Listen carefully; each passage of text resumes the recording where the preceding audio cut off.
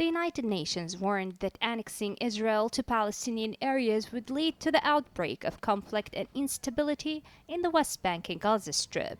Miladinov stressed that all parties must preserve the prospects for a two-state solution, in line with United Nations resolutions, international law, and bilateral agreements. القيادة الفلسطينية عبرت عن الشعب الفلسطيني في اتخاذ القرارات. The Palestinian leadership has expressed the Palestinian people in taking decisions and addressing the world through international law. And for this, there is a very important position, which is the European Union's, which warned Israel against the policy of annexation.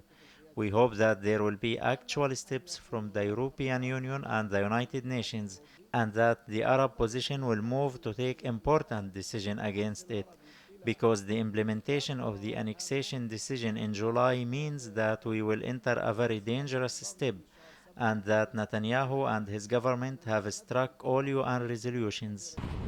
According to previous statements by Prime Minister Benjamin Netanyahu, the Israeli government plans to start annexing settlements in the West Bank as of early July. And in response to the Israeli move, Palestinian President Mahmoud Abbas announced on May 19 that he was dissolved from all agreements and understandings with the American and Israeli governments, and from all the obligations that they entail, including security. التوصيف القانوني والحقوقي لكل الإجراءات التي تقوم بها.